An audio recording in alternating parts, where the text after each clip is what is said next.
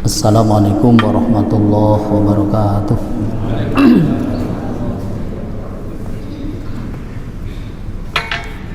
Alhamdulillahirabbil alamin.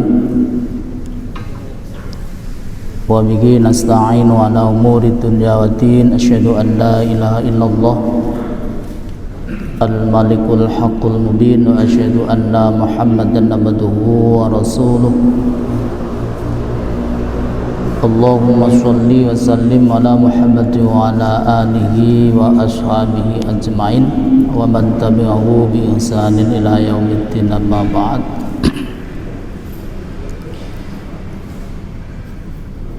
Bapak Ibu jamaah sekalian yang dirahmati Allah, puji syukur kita aturkan kehadirat Allah Subhanahu wa taala atas limpahan hidayah dan taufiknya. Alhamdulillah, sampai pada detik kali ini Allah masih memberikan kesempatan kepada kita semuanya untuk meningkatkan kualitas kehambaan kita kepada Allah Subhanahu wa taala,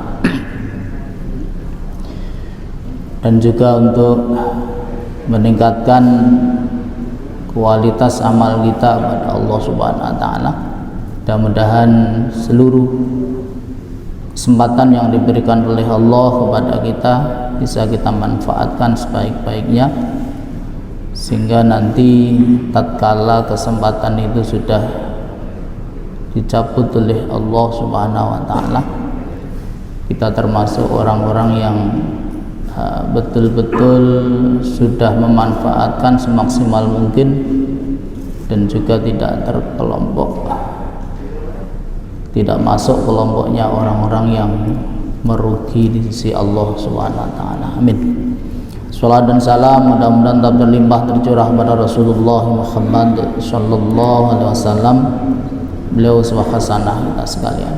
Bapak Ibu jamaah subuh yang dirahmati Allah, kita awali dengan baca basmalah dulu. Bismillahirrahmanirrahim. Pagi hari ini kita akan melanjutkan kajian kita kitab Arba'in Nawawi.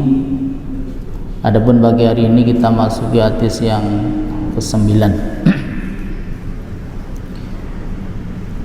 Bismillahirrahmanirrahim. Al-hadisu tay hadis at-tasi'u kang nomor 9. Iku ngan Nabi Hurairah cinarita saking Abu Hurairah.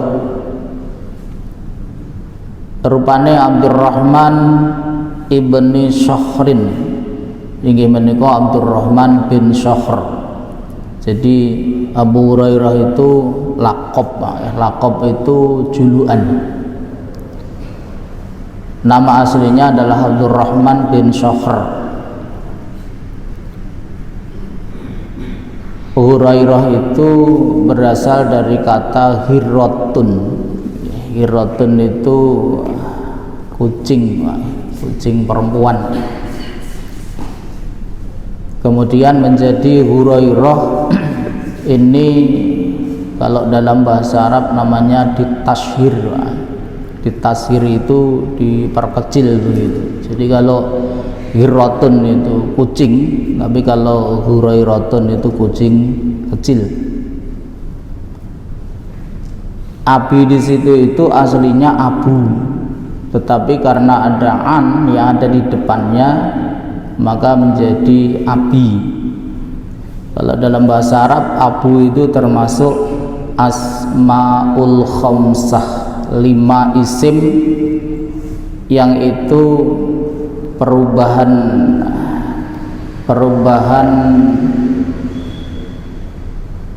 harokatnya, perubahan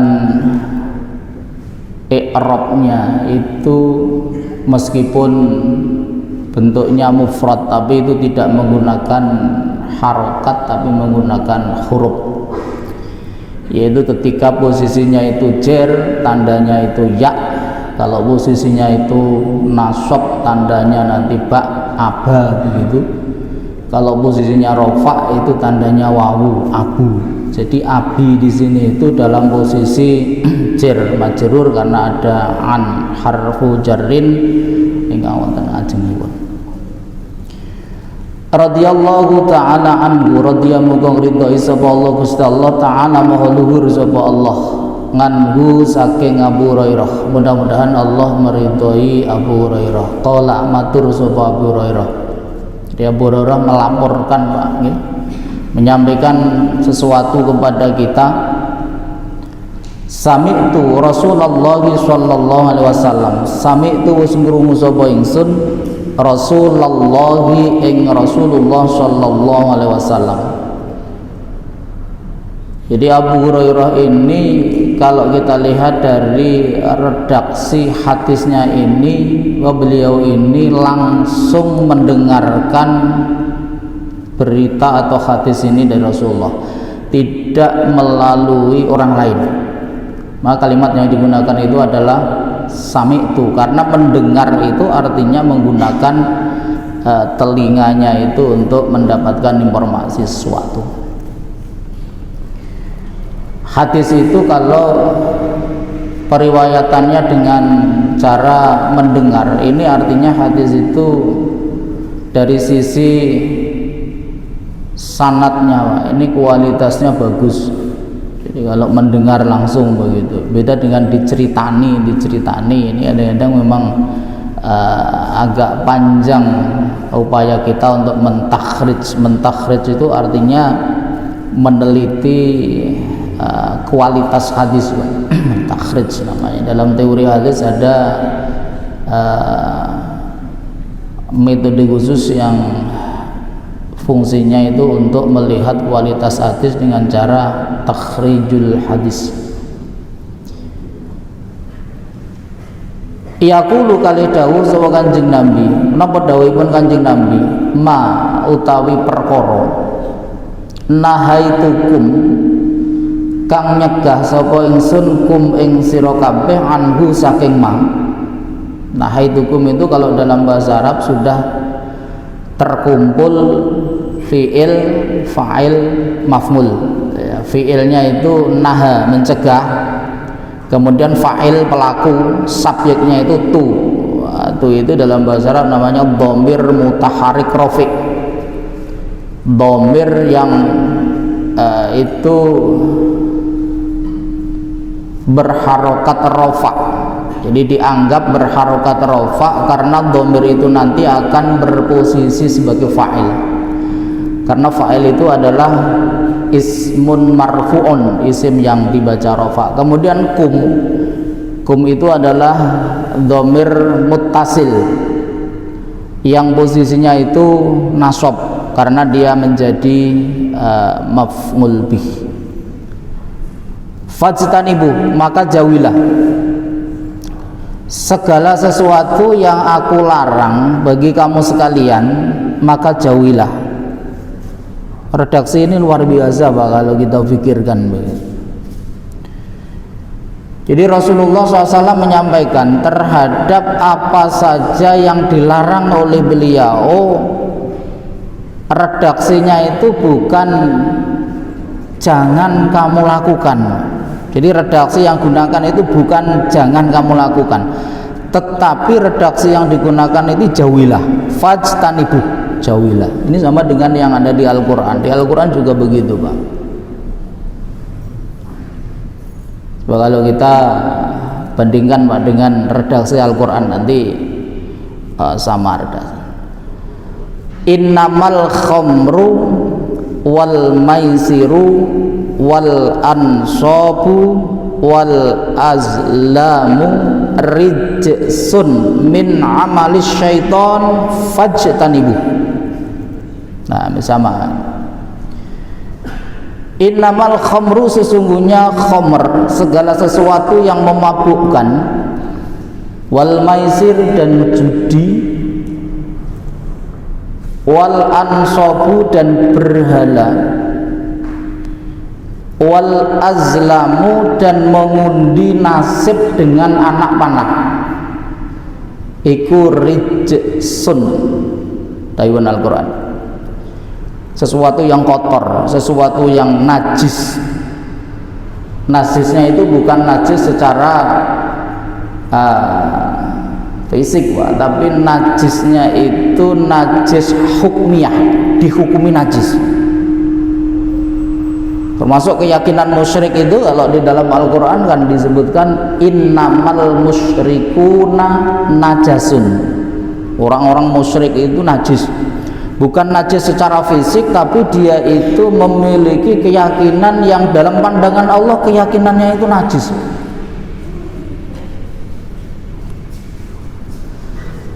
Pertanyaannya, kenapa ketika Al-Quran dan juga As-Sunnah menjelaskan tentang sesuatu yang diharamkan atau larangan, kemudian di akhir itu Al-Quran dan As-Sunnah ini menyampaikan dengan tambahan kalimat fajtanibu.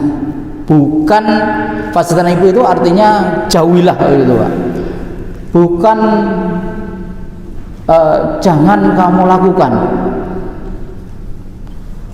Sebab begini Bapak Ibu sekalian, hampir semua larangan-larangan yang disebutkan, yang kemudian itu di belakangnya aja fajtanibu, itu ada kaitannya dengan kegemaran orang, Pak. Bahkan di hadis yang lain, ini ada dalam kitab Lu'lu' wal Marjan, itu disampaikan neraka itu dikelilingi oleh sesuatu yang menyenangkan manusia, sementara surga itu dikelilingi oleh sesuatu yang tidak disukai oleh manusia. Kalau istilahnya Roma Irama itu, masuk neraka itu kadang-kadang biayanya itu lebih tinggi, Pak, daripada masuk surga. Jadi orang mau masuk neraka ini beli juga, Pak, sekarang ini ya. Kalau kita pikir kan aneh, Pak, orang mau masuk neraka sudah tahu semuanya kalau neraka itu tidak enak, tapi siap untuk beli narkoba, beli perempuan, istilahnya beli nama itu Pak, perempuan itu ya. Beli, Pak, itu jutaan, bahkan Pak, ada yang viral 80 juta katanya itu ya. Mungkin sudah pernah yang mengikuti berita itu, harganya 80 juta. Ya, bandingkan 80 juta itu hanya sekedar ingin masuk neraka, Pak, itu. Jadi beli. Mau masuk surga itu kadang-kadang kita ini juga tidak modal itu bisa sampai ke surga, walaupun ya kadang-kadang tidak begitu kita sukai, Pak. Kita jamaah. Bahkan Rasulullah itu menyampaikan 2 rakaat sebelum sholat subuh khairum minad dunya wa ma fiha. Coba bayangkan, Pak. Sholat sunnah 2 rakaat sebelum melakukan sholat subuh, tatkala sudah manjing waktu subuh, khairum minad dunya wa ma fiha. Itu jauh lebih baik. Khair itu kalau dalam bahasa Arab itu namanya isim tafdil, Pak. Kalau dalam bahasa Inggris namanya itu superlatif. Jadi khairun itu lebih baik, bukan sekedar baik. Khairum minad dunya wa ma fiha. Itu jauh lebih baik daripada dunia seisinya.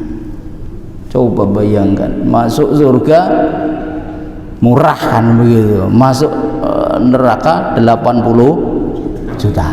Nah, ini. Karena apa, Pak? Neraka ini dikelilingi oleh sesuatu yang disukai oleh manusia, dan surga itu dikelilingi oleh sesuatu yang tidak disukai oleh manusia. Nah, kenapa Allah Subhanahu wa ta'ala dan Rasulullah memerintahkan ketika ada larangan itu kita jangan hanya berpikir saya tidak melakukan, tapi berpikirlah fajtanibu, larilah sejauh-jauhnya dari larangan itu. Jadi larilah sejauh-jauhnya dari larangan itu. Karena apa? Ada karakter yang ada pada diri setiap kita, bahwa kita nanti kalau mendekati larangan itu, lama-lama kita akan menyukai larangan itu. Jadi ada orang yang gemar minum minuman, awalnya juga tidak begitu suka Pak, tapi karena mendekat. Apalagi nun sewa di kalangan anak-anak muda itu pinter banget Pak untuk menjebak temannya supaya masuk dalam kelompok minum itu. Awalnya wis orang ngombe ra apa-apa, penting ya awake ngrukuni kanca. Dijak uwul Pak. Ngertos uwul Pak. Uwul urunan bareng. Nah, ketika dia uwul kemudian ndak ikut minum, jadilah nih awakmu lho ora rugi melu uwul ora melu ngombe. Ngoten mawon Pak niku. Suwe-suwe ini ketika dia itu tetap tidak mau. Alah jajal lo titik ya, ora masalah titik. Oh jajal titik Pak. Ketika mencoba sedikit, lama-lama banyak. Bahkan kadang-kadang saya ada kasus itu ketika sudah beberapa kali itu ikut uwul tapi tidak mau minum, dikujer Pak, dicekoi dalam bahasa Jawa ini, dicekoi. Kalau sudah dicekoi, benjing ngoten niku mboten usah diomongi wis njaluk dhewe. Karena apa? Tidak menjauhi kan begitu Pak. Tidak menjauhi. Karena perintahnya agama itu terhadap manahaitukum fajtanibu. Makanya sangat luar biasa Pak, bahasa yang digunakan oleh Al-Qur'an, bahasa yang digunakan oleh Sunnah ini sangat luar biasa. Wama utawi perkara amartukum kang perintah sapa ingsun kum ing sira kabeh bihi kelawan ma faktu mongko nglakonana nekanono sapa sira kabeh minhu saking ma mastata'tum sekemampuan kamu terhadap segala sesuatu yang aku perintahkan kepada kamu sekalian. Faktu minhu mastata'tum, maka lakukanlah sekemampuanmu. Jangan pernah ketika ada perintah kemudian kita berpikir kayaknya tidak kuat aku ngelakoni. Jangan pernah berpikir seperti itu. Kita harus berpikir bahwa kita pasti mampu untuk melakukan. Kalau toh nanti kita ini tidak bisa melakukan secara lengkap, secara sempurna, paling tidak di dalam batin kita itu sudah ada niatan untuk melakukan. Jangan pernah menolak perintahnya Allah, jangan pernah menolak perintahnya Rasulullah. Faktu minhu mastata'tum, maka lakukanlah sesuai dengan kemampuan kita. Fa inna ma ahlakal ladina min qablikum, mongko sak temene rusake alladzina wa akeh min qablikum saking sak durung sira kabeh iku kasratu masailihim, kerusakan umat-umat sebelum umatnya Rasulullah itu adalah ketika diperintah niku letekok niku luweh akeh timbang nglakoni. Letekok niku nriti A sampai Z tapi mboten nglampahi. Atau kalau tidak begitu, awalnya perintah itu mudah, tetapi karena kita terus bertanya, akhirnya menjadi berat. Makanya suatu ketika Rasulullah menjelaskan, ada ayat, a'udzubillahi minasyaitonirrajim, walillahi 'alan nasi hajjul bait liman istata'a ilaihi sabila. Allah mewajibkan haji kepada kita ini bagi siapa yang mampu. Ketika itu ada sahabat yang bertanya, wahai Rasul, niku haji niku diwajibne ben taun napa terus pundi napa ben sasi?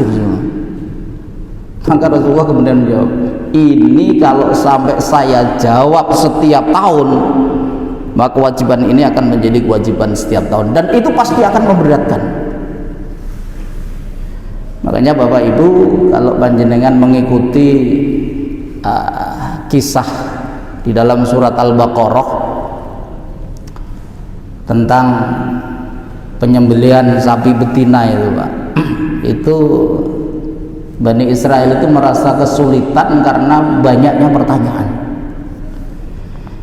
Jadi kisahnya ada seorang yang meninggal dunia itu mboten karuan sing mateni.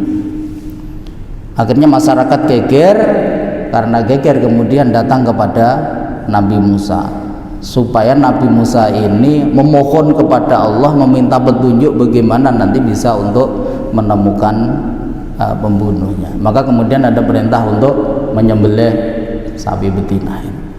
Pun pertanyaannya renono, niku sapine niku wis tau manak napa dereng?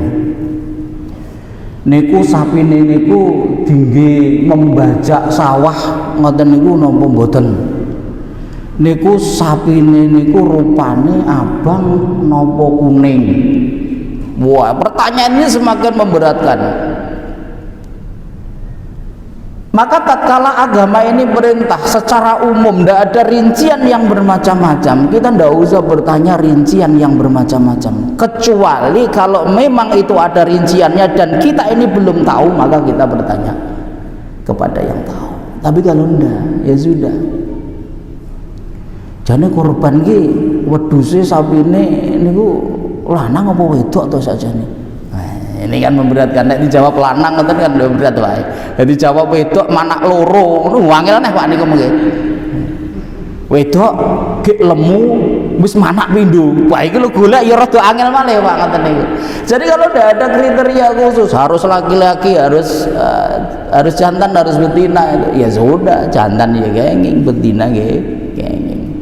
Dan begitu. Jadi tidak usah kita bertanya bertele-tele. Waqtilafuhum lan ugi anggenipun perselisihan sopo umat ngala ambiya iki mengatasi biro-biro nabine umat, dan juga perselisihan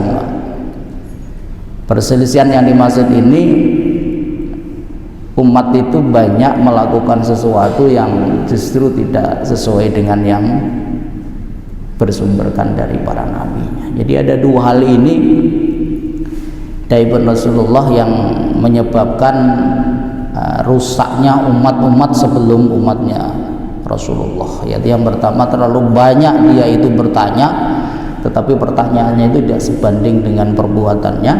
Kemudian yang kedua, waqtilafuhum ala anbiya'ihim, mereka itu banyak berselisih dengan para nabinya. Makanya Persyarikatan Muhammadiyah ini mengajak Bang ar-ruju ilal Al-Quran wa Sunnah, kembali kepada Al-Quran dan Sunnah. Ini dengan harapan kita nanti lebih memperkecil Pak, atau bahkan kalau bisa nanti kita betul-betul sesuai dengan menopo yang berasal dari Rasulullah SAW. Bapak Ibu jemaah subuh yang dirahmati Allah, hadis ini kemudian ditutup dengan rawahu al-Bukhari wal Muslimun. Jadi hadis ini diriwayatkan oleh Imam Bukhari dan Imam Muslim.